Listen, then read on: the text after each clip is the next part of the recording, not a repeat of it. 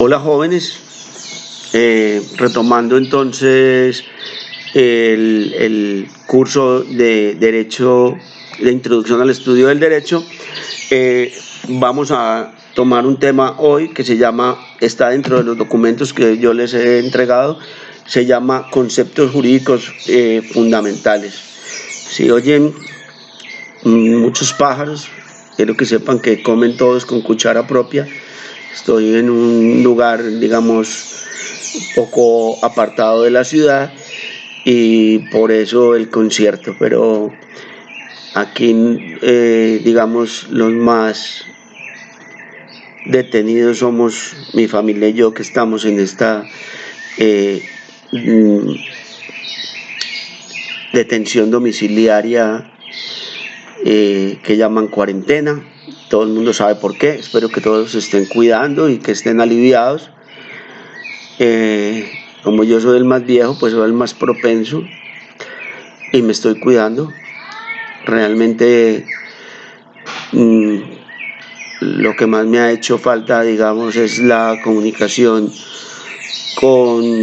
directa con los alumnos, pero espero que las lecturas que les he entregado y que estos videos que estoy realizando sirvan de alguna manera como complemento y reemplacen un poco, digamos, esa imposibilidad de vernos. Vamos a hablar de unos conceptos jurídicos fundamentales. No todos los conceptos jurídicos son fundamentales. Por ejemplo, siempre se hablará de sujetos. En las relaciones jurídicas siempre se hablará de sujetos, pero no siempre se hablará de hipotecas. Siempre se hablará de una consecuencia que es la sanción o digamos, el resultado al incumplimiento del deber legal o del cumplimiento del deber legal, pero no siempre se va a hablar del matrimonio como concepto jurídico fundamental. Entonces hay unos conceptos jurídicos que siempre aparecen en la norma jurídica y esos los vamos a llamar entonces fundamentales. Y hay unos conceptos jurídicos que eventualmente aparecen, entonces esos digamos que son unos elementos jurídicos contingentes. Dice así: conceptos jurídicos fundamentales o puros son aquellos que intervienen como elemento constante y necesario en toda relación jurídica, es decir, en toda forma de conducta jurídica. Esos son el supuesto jurídico, derecho subjetivo, deber jurídico, persona y sanción. Estos conceptos siempre aparecerán en todo sistema jurídico. Entonces, digamos que el supuesto jurídico es la hipótesis. El derecho subjetivo es una facultad jurídica que tienen, digamos, los sujetos. El deber jurídico es ese deber ser, que cuando no se da, entonces tiene una consecuencia jurídica y la vamos a llamar sanción. Conceptos jurídicos contingentes o históricos se encuentran en algunas normas jurídicas y, como dice García Maínez, no existen necesariamente en todo el ordenamiento jurídico. Ya pusimos los ejemplos: el usufructo, la hipoteca. Son nociones condicionadas que hacen relación a un determinado hecho o a una determinada hipótesis, pero que no siempre van ligados, como por decir la palabra sujeto, que el derecho hace relación a los sujetos y su interacción.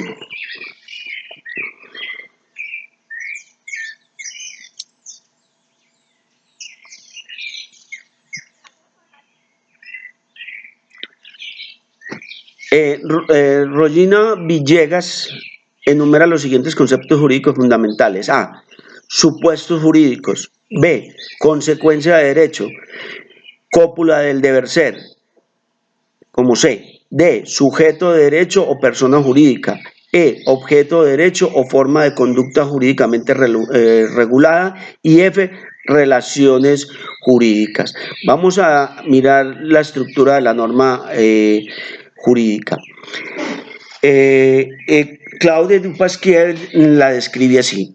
La relación jurídica es un vínculo entre personas, una de las cuales está en el derecho de exigir a la otra el cumplimiento de un deber jurídico.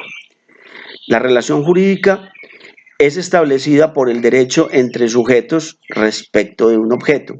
Implica una vinculación que establece el orden jurídico entre dos partes, en virtud de la cual una de ellas posee un poder y la otra un deber. La relación jurídica se refiere a un vínculo entre personas, el cual se dirige a un objeto y se halla regulado por la norma jurídica. Digamos que las personas se obligan de diferentes maneras. Las maneras de obligarse, creo que alguna vez lo mencionamos, son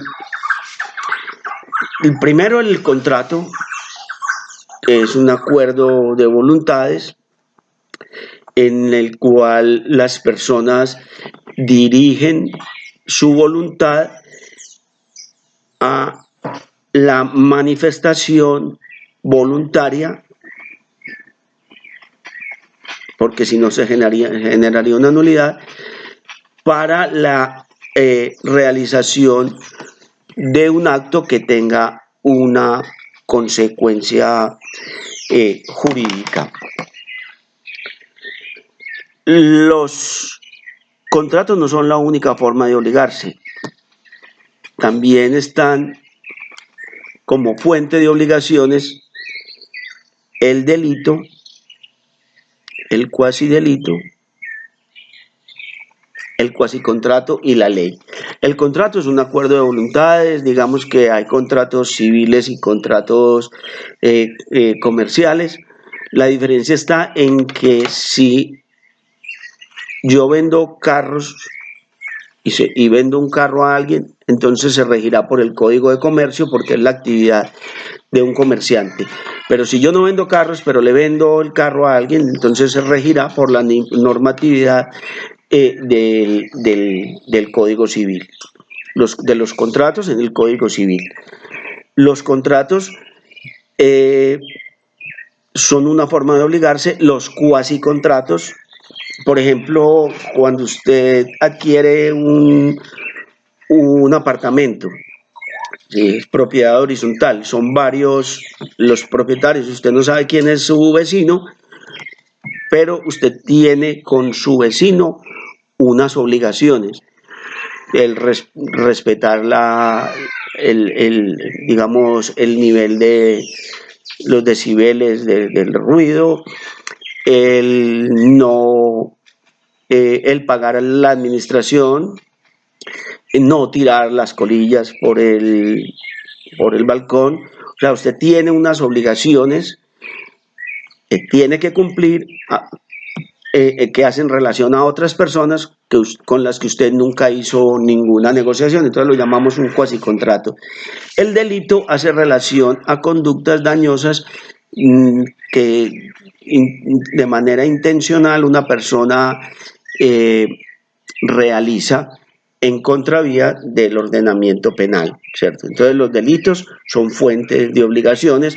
El cuasidelito, cuando hablamos de cuasidelito, hablamos de los delitos culposos, también son fuente de obligaciones. El daño generado por una persona que va conduciendo y, digamos, causa un daño en el vehículo de otro o una lesión o la muerte, entonces tiene una obligación o una consecuencia jurídica, y digamos entonces que el delito culposo o cuasi delito también tiene, digamos, es una fuente de obligaciones. La ley también es una fuente de obligaciones. Cuando la ley nos exige hacer un pago, digamos entonces que esa obligación nace o tiene su fuente en la ley. Las obligaciones que nacen de estos,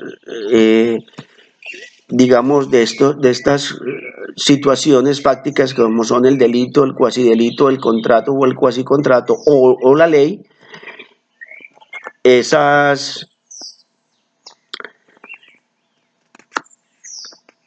consecuencias jurídicas, entonces, o esas obligaciones son de dar, de hacer o no hacer. De dar, por ejemplo, el pago. De hacer, entonces, por ejemplo, contraté para construir un edificio, entonces es una obligación de hacer, y de no hacer es una obligación que se exige abstenerse de realizar determinada conducta. Vamos a mirar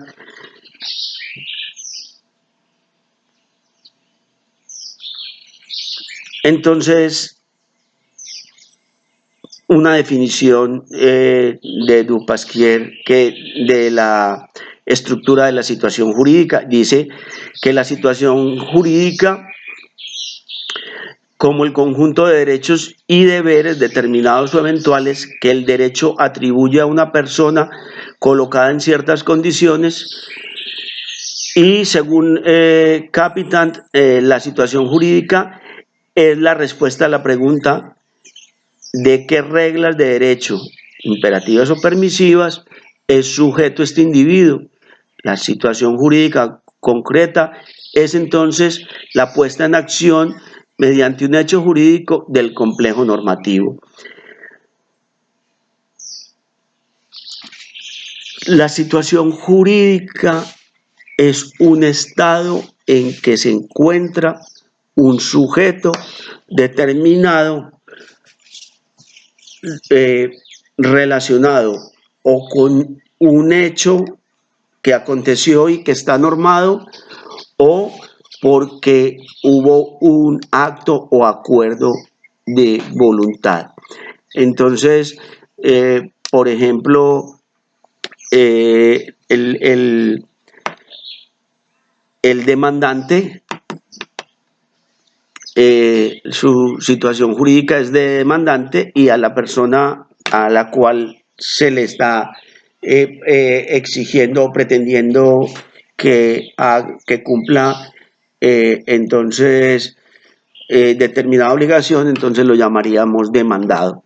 En el derecho penal, la situación jurídica puede ser de imputado, de acusado o de condenado o de absuelto, ¿sí? Esa sería la situación jurídica determinada para casos concretos. Es esa situación en la que está inmerso un sujeto.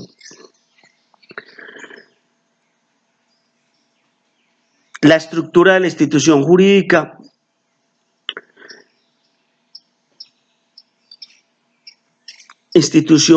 entendida como conjunto de normas que encajan entre sí y que forman un todo.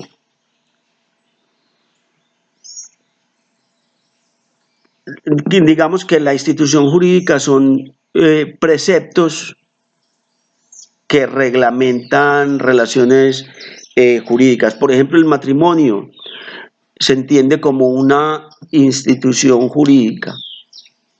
La propiedad es una institución jurídica. Cualquier situación que regule el derecho la podemos entender como una institución jurídica. El testamento, ¿sí? La donación son instituciones jurídicas. El arrendamiento como una institución jurídica. Hay un autor francés que dice que la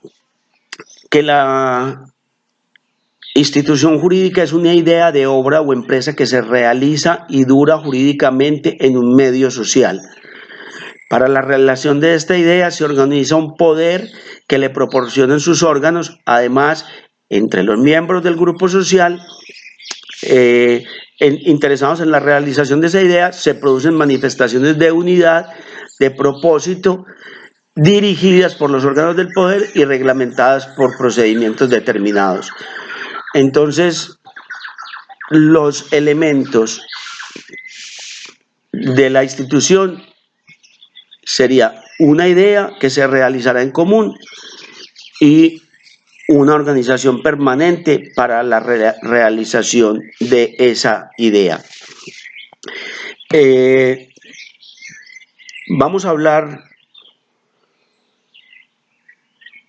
de la aplicación del derecho.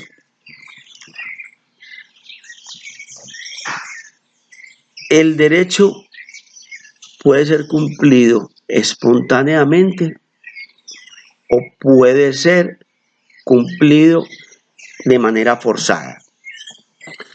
¿Cuándo se da el cumplimiento espontáneo del derecho? Por ejemplo, cuando se da el pago.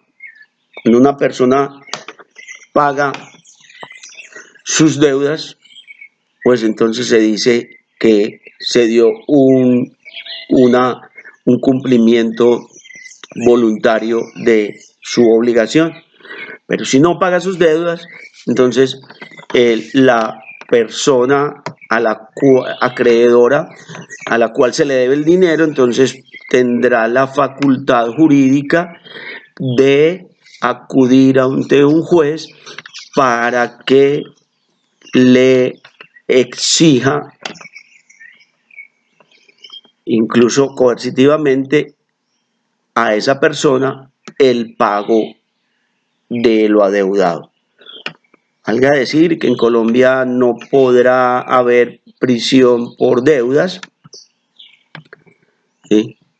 A no ser que sea pues, consecuencia del delito de estafa, ya no sería por la deuda sino por la estafa o en el hurto, pero las deudas no cumplidas no generan, digamos, una consecuencia penal para el sujeto que incumple. La obligación, entonces, puede ser cumplida de manera forzada o de manera espontánea. Vamos a mirarle el ciclo. De manera espontánea no tenemos problema. Me debes tanto, mira, te pago. Entonces, se cumplió, digamos, la obligación de manera espontánea. Pero si no se cumple de manera espontánea, entonces vamos a acudir al cumplimiento forzado de la obligación. Vamos a poner, por ejemplo, el incumplimiento en el pago del arriendo. Una persona firma un contrato de arrendamiento con el propietario de un inmueble, entonces un arrendador con un arrendatario que es quien va a utilizar el bien pagando un dinero. Eso se llama un contrato de arrendamiento. Los pagos son mensuales, o sea que hay una obligación de tracto sucesivo y esos pagos entonces se realizan espontáneamente el día determinado por las partes. Si no se cumple, entonces la parte, digamos, que debería recibir ese pago puede demandar ante un juez. Las demandas dependen de varias situaciones. Primero, hay jueces para cada tipo de procesos. Los procesos civiles y comerciales se harán ante jueces civiles que pueden ser municipales o del circuito, y esto está determinado por la cuantía. También hay jueces de familia, y son situaciones en las que están involucradas las familias y las personas. Por ejemplo, un proceso tendiente a que se declare una persona hija de tal sujeto, entonces irá ante un juez de familia y ese juez de familia será quien determine entonces si esa persona es el padre o no después de un proceso. El cumplimiento forzado de la obligación entonces requiere que se acuda a las instancias judiciales.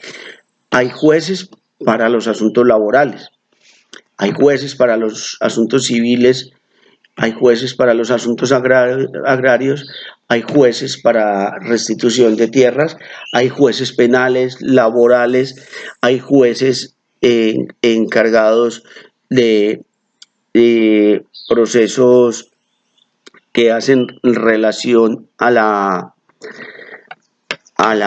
digamos, a la protección del medio ambiente. ¿Sí? Esos jueces, digamos, civiles que ven procesos digamos, impetrados por personas que han tenido un daño en su propiedad por la explotación inadecuada de recurso minero, por decir algo. Entonces, se inicia un proceso en el cual el juez va a tomar una decisión después de que el demandante presenta entonces su demanda diciendo quién es, cuáles son los hechos, cuáles son las pretensiones, cuáles son los elementos jurídicos en los que se apoya, y la parte contraria entonces va a presentar lo que se llama excepciones. Las excepciones pueden ser de aquellas que terminan el proceso, por ejemplo, una excepción de pago, y podamos comprobar, entonces da por terminado el proceso, o también puede haber otro tipo de excepciones, eso se determina de acuerdo a qué tipo de proceso. Entonces los jueces dictan una providencia, se llama una sentencia, y esas sentencias, digamos, en la mayoría de los procesos, hay algunos procesos o situaciones en las que no va a haber recurso, pero por lo general caben en el recurso de reposición contra los autos y el recurso de apelación contra sentencias. No cabe el recurso de reposición, que es ante el mismo funcionario, no cabe contra las sentencias, no cabe el recurso de reposición contra sentencias. El recurso de apelación es ante el funcionario superior. En el caso de un juez civil municipal, la segunda instancia sería el juez civil del circuito. Si es un juez civil del circuito, sería el tribunal. Si la primera instancia es un tribunal, pues entonces sería la Corte, ante la Corte Suprema de Justicia.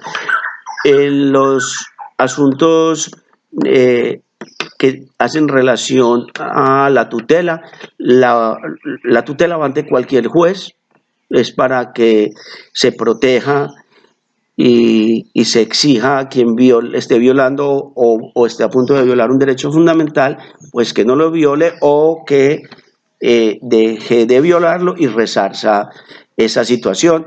Por ejemplo, cuando un hospital se niega a operar a una persona por alguna razón y se está violando un derecho fundamental, cuando un director de un colegio no deja entrar a un alumno porque tiene aretes y pelo largo, entonces se presentará una tutela la última instancia en las tutelas, porque no todas las tutelas van a la Corte Constitucional, entonces eventualmente será esa la última instancia. En los procesos contenciosos administrativos también hay jueces para ese tipo de procesos, y la última instancia en los procesos contencioso administrativos será el Consejo de Estado. Digamos entonces que hay una aplicación espontánea del derecho cuando las partes cumplen con lo acordado o lo preceptuado. La aplicación espontánea, voluntaria o digamos espontánea, el profesor Aníbal Bascuñán Valdés la define así: hecho hipotético, hecho cumplido, facultad del sujeto pretensor o poder, obligación o deber del sujeto deudor, ejercicio del atributo del sujeto pretensor, o sea, pagame, y cumplimiento de la obligación por parte del deudor, que es entonces la pretensión.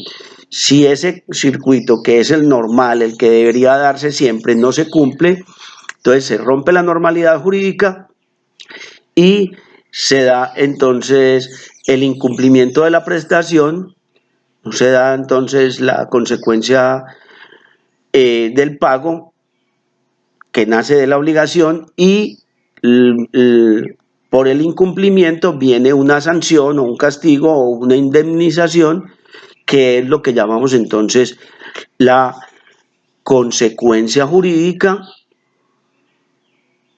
y que por intermedio del Estado se exige al incumplido al pago de lo debido. Hay procesos ordinarios y hay procesos ejecutivos. No sé por qué se llaman ordinarios y duran tanto. Son procesos en los que el derecho del que pretende que se le cumpla una obligación no lo tiene muy claro. En algunos contratos se presenta esa situación en la que debe el sujeto pretensor probar ante el juez que se le está incumpliendo con un deber legal. En los procesos ejecutivos es más fácil, porque ya hay una obligación cierta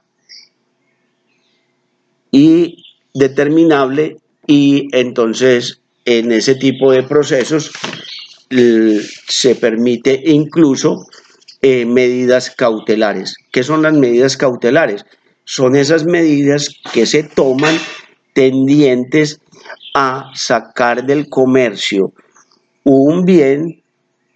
En este caso pues estamos hablando pues de bienes, porque también hay otro tipo de medidas cautelares, pero se saca del comercio el bien para que con esos mismos bienes se pueda dar el cumplimiento de esa obligación. Por ejemplo, una hipoteca se cobra mediante un proceso ejecutivo, una letra de cambio o un pagaré.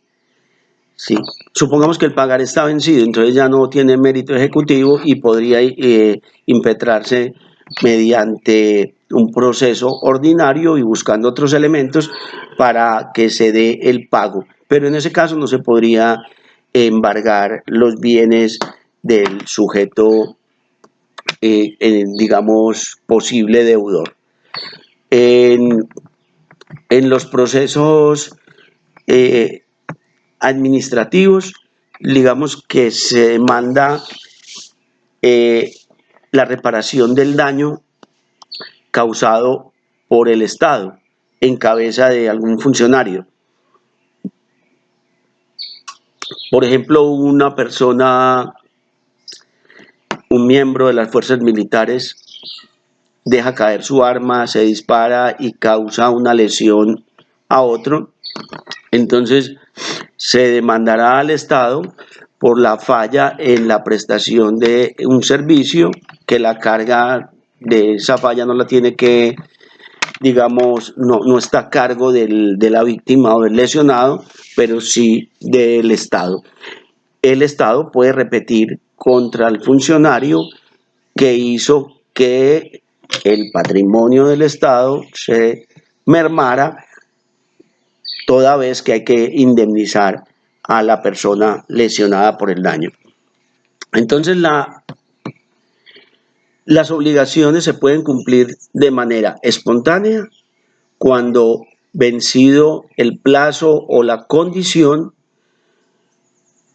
plazo, por ejemplo, el 5 de diciembre, la condición cuando María se case o cuando nazca el potro o la potranca, o cuando se dé una condición que sea moral, legal y físicamente posible de realizarse y de cumplirse. Ese ciclo, entonces, digamos que hay un código de procedimiento, hay un código general del proceso, y ese código nos dice cómo atender, digamos, cuando la persona incumple, nos dice cómo se va a actuar. Y el Código Procesal Civil, el Código Procesal de lo Contencioso Administrativo, el Código Procesal Laboral trae normas específicas para cada conducta que se relacione con esa área del derecho, que puede ser laboral, civil, administrativo o lo que sea. Entonces, lo que no esté regulado en ese código, iremos al Código General del Proceso.